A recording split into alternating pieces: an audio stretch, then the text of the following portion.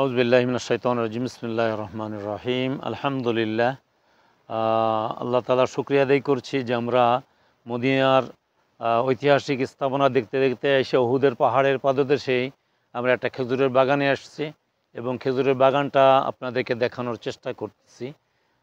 সুপ্রিয় দর্শক শ্রোতাবিন্দু, আপনারা জানেন যে এই খেজুরের খেজুরটা হচ্ছে এমন একটা আল্লাহ তাআলার বড় নেয়ামত, যেটার মধ্যে মানুষের শরীরের মধ্যে যে ক্যালোরি প্রয়োজন, সমস্ত ক্যালোরির অর্ধেকটার বেশি রয়েছে খেজুরের মধ্যে।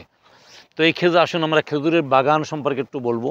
এই খেজুরের গাছ আসলে আমাদের দেশে যেমন করে খেজুরের এই চারা বিচি রোপণ করলে চারা হয়, এটা এখানেও হয়, কিন্তু আমাদের এখানে সবচেয়ে বেশি হয় হচ্ছে খেজুরের গাছ থেকে চারা বের হয়।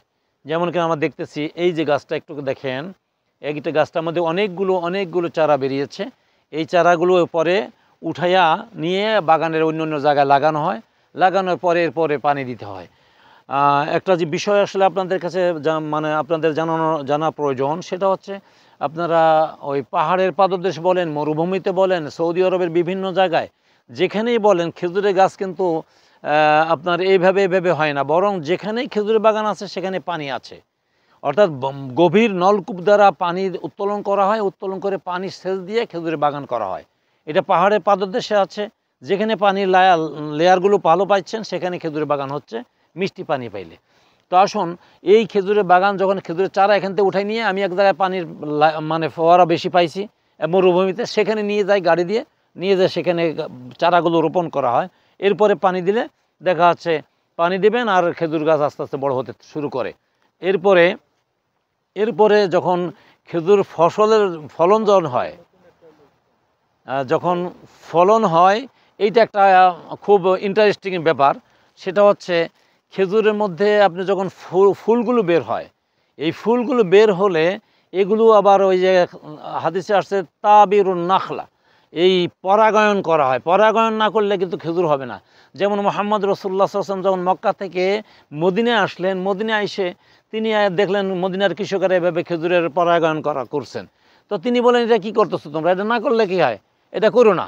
তিনি বলার পরে সাহাবায়ে কেরাম এক বছর করলেন না, করার পরে না করার কারণ দেখা গেল পরবর্তীতে খেজুর অনেক কম হয়েছে, অনেক ফলন কম হয়েছে। তারা যে বললেন, ইয়া রাসূলুল্লাহ, আপনি তো আমাদের তাবিরুন নাখলা করতে নিষেধ করলেন, এখন তো এবার তো খেজুর অনেক কম হয়ে গেছে। এরপর মুহাম্মদ সাল্লাল্লাহু আলাইহি ওয়াসাল্লাম বললেন, হে আমার সাহাবীরা, এইটা আসলে আমি আমার জ্ঞানগত দিক থেকে, দুনিয়ার দৃষ্টিতে এই ব্যাপারে আমার নলেজ খুব কম ছিল, অতএব তোমরা যেটা ভালো মনে করে এটা করো, তোমরা তাবিরুন নাখলা এরপর থেকে করবা। তো আসুন, এই তাবিরুন নাখলাটা কি? সেটা হচ্ছে যখন ফুলটা বেরোয়, পুরুষ গাছ এবং মহিলা গাছ, এইটা দুইটা জাতের গাছ। যখন আমাদের বাগানের চতুর্দিক থেকে আমরা কি করি, মদ্দা গাছগুলো লাগাই, পুরুষ গাছগুলো লাগাই দিই।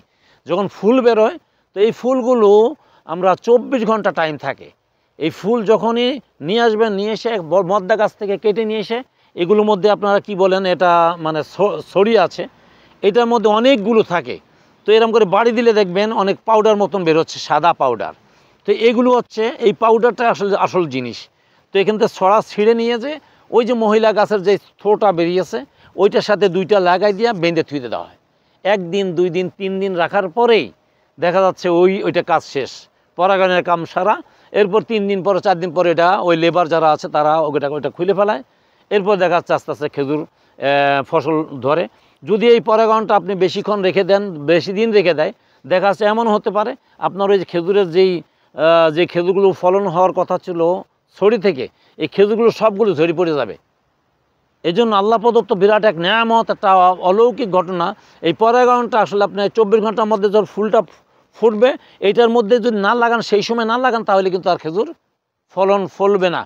তো আসুন, এরপরে যখন খেজুরটা আস্তে আস্তে একটু পরে যখন আমরা এই খেজুরটা বড় হতে শুরু করে, তখন আমরা এই খেজুরটাকে কি করে, দেখা যাচ্ছে আপনার একটা ছড়ার মধ্যে এখানে 20টা খেজুর আছে, এখান থেকে আমরা কি করি, দেখা যাচ্ছে ছিঁড়ে ফেলে দিই অন্তত 10টা।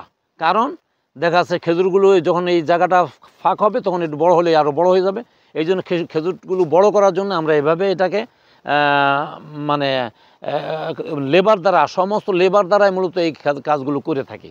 এরপরে দেখা যাচ্ছে আস্তে আস্তে খেজুর বড় হতে থাকে, সেখানে শুধু পানি দেবেন। আর এখন বর্তমানে প্রযুক্তি ব্যবহার করা হচ্ছে, কিছু কেমিক্যাল দেওয়া হচ্ছে যাতে করে পোকায় আমাদের খেজুরগুলো নষ্ট না করে ফেলায়, এই জন্য আমরা কেমিক্যাল দিয়ে থাকি। এরপরে আস্তে আস্তে যখন খেজুর পুষ্টতার সাধন লাভ করেন, এরপরে আমরা শুধু খেয়াল রাখি এগুলোর মধ্যে কোনো মানে পোকা আক্রমণ করলো কি না, বা ফেটে গেল কিনা, রৌদ্রের সেই সময় তো রৌদ্রের সময় ফেটে গেল কিনা। তারপর যদি ফেটে যাওয়া শুরু হয়, অনেক সময় ফেটে গেলে পুরো বাগান সব আপনার শেষ হয়ে যাবে। এই জন্য সেখানে কেমিক্যাল আছে, কেমিক্যাল দিয়ে কেমিক্যাল দেওয়া, স্প্রে দেওয়া হয়, দিলে দেখা যাচ্ছে খেজুরগুলো টিকে যায়। এরপরে আস্তে আস্তে খেজুরটা যখন পাকার সময় হয়ে যায়, তখন এর আগে আমরা কী করি, ওই প্রত্যেকটা খেজুরকে সেফটি দেওয়ার জন্য আমরা কিজ ব্যবহার করি। এখানে সৌদি আরবে কিজ বলে। এই যে আমরা এই কিজগুলো দেখতেছেন, এই কিজগুলো মানে বস্তা জাতীয় আর কি, নেট জাতীয় নেটগুলো এইভাবে প্রত্যেকটা ছড়ার মধ্যে ঢুকে দিয়ে বেঁধে দেওয়া হয়। বেঁধে দেওয়ার পরে পাখিতে যাতে করে খেজুরগুলো নষ্ট না করতে পারে, পোকায় খেজুর নষ্ট না করতে পারে, বেঁধে দেওয়া হয়। এরপরে লেবাররা যারা আছে তারা খেজুর দেখতে থাকে, পানি দিতে থাকে। একটা পর্যায়ে যখন পানি দিতে থাকেন, যখন খেজুর পেকে যাবে, দেখা যাচ্ছে দুই একটা বাগানে দুই একটা ছড়ার মধ্যে খেজুর পাকছে, আস্তে আস্তে সব পেকে গেলে এরপর লেবাররা যে বাই হ্যান্ডে অনেক সময় হাতে হাতে পারেন, অনেক সময় সমস্ত ঘেনুগুলো একসাথে কেটে নিয়ে এসে, তো ওই মাজরার মধ্যে যে ঘর আছে, আমার বড় ঘর আছে, সেই ঘরের মধ্যে নিয়ে আসা হয়, নিয়ে এসে সেখান থেকে খেজুর আস্তে আস্তে আমরা মানে কার্টনে করি, কার্টন করে এরপরে আমরা এগুলো আমাদের কোল্ড স্টোরে নিয়ে আসি। এই জন্য আপনাদেরকে যে জিনিসটা বলবো সেটা হচ্ছে, যদি কোল্ড স্টোরে রাখতে দেরি করা হয়, তাহলে দেখা যাচ্ছে বাগানে আপনারা কয়েকদিন রেখে দেবেন, ওখানে এই খেজুরের মধ্যে পোকা হয়ে যাবে। যেমন আজুয়া খেজুরটা, মরিয়ম খেজুরটা, এটার মধ্যে মানে কয়েকদিন আপনি বাইরে রাখার পরপরই পোকা হয়ে যাবে। এই জন্য নিয়ম হচ্ছে, আপনি খেজুর গাছ থেকে পাড়ার পরে আপনি নিয়ে যাবেন, আপনার কোল্ড স্টোরে রেখে দেবেন, তাহলে 1 বছরে, 1.5 বছর, 2 বছরে খেজুর কোনো নষ্ট হবে না। এই জন্য সম্মানিত দর্শক শ্রোতাবৃন্দ, এই যে খেজুরের বাগানের ব্যাপারটা যেটা বলবো, সেটা হচ্ছে আল্লাহ প্রদত্ত বিরাট এক নেয়ামত। এই নেয়ামতের এই খেজুর যদি সৌদি আরবে না হতো, তাহলে সারা দুনিয়ায় অনেক জায়গায় খেজুর এখান থেকে আমরা সেল করে থাকি। আল্লাহ তাআলা আমাদের এই যে নেয়ামত দান করছেন, তার শুকরিয়া আদায় করতে হবে। আল্লাহ তাআলা আমাদের কবুল করুন।